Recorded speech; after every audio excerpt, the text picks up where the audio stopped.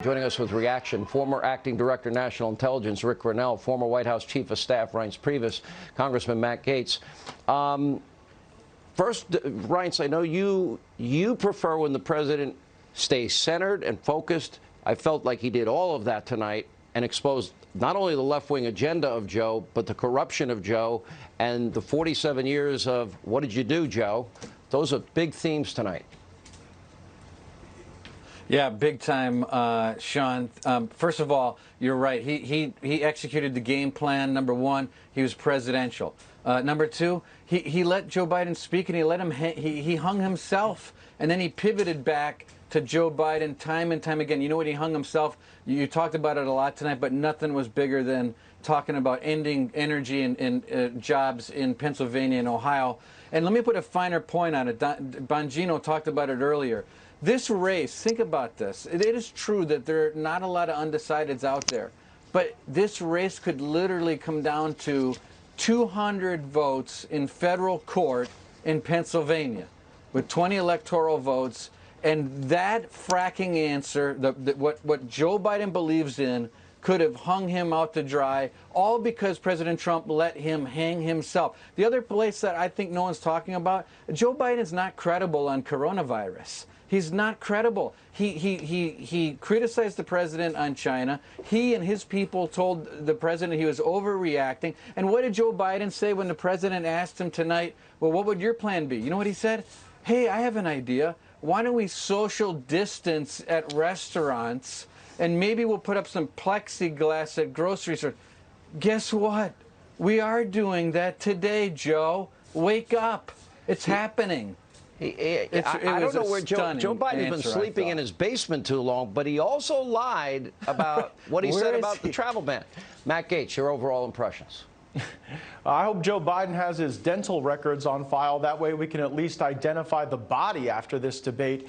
Joe Biden became the candidate of locking America down, not opening America up. He was the candidate of Wall Street donations, not Main Street success for our small businesses. He was for payments to illegal aliens, not calling for payments to our fellow Americans, bridging to that transition to greatness following the coronavirus. But most importantly, Joe Biden was the defender of a corrupt status quo. He can never take on a corrupt status quo because his family has financially benefited from it. And a searing moment in the debate came when Joe Biden said that the country needed to look to him for morality and integrity and truth. And the president very matter-of-factly said, well, if your family's getting a $3.5 million payoff, if there's all these emails saying that you're financially benefiting from your access as the vice president of the United States, you're not really the guy to preach to the rest of us about morality. And when Biden said, well, I couldn't get anything done in the last 8 years because I had a Republican Congress, President Trump had a Congress that impeached him, and yet he still rescued the economy, rebuilt our military, created rising wages and lasting peace in areas of the world that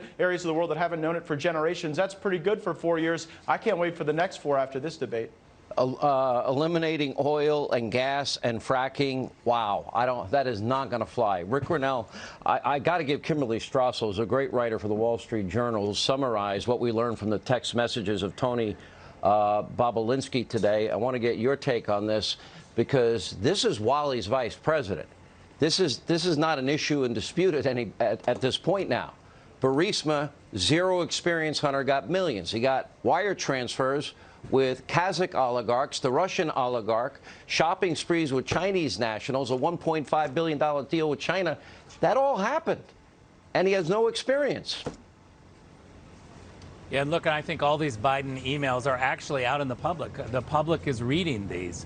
Tonight, you know, we love politics. We can sit around and talk about politics, but tonight was really about the American people, because remember that during debates, you have tens of millions of Americans looking at the candidates for the first time in many ways.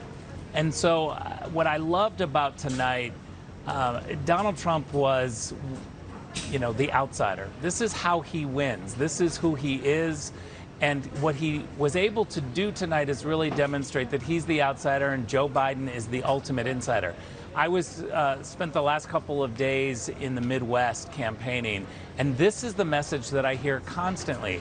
I spoke to the president this morning. I saw him after the debate, and he loves fighting as the outsider. And when he's able to articulate that Joe Biden has been around for 47 years and he is not a politician, this is the argument that works with the American people. They see it, they hear it, they like it, and they understand it because it's very simple. It's not all this political stuff.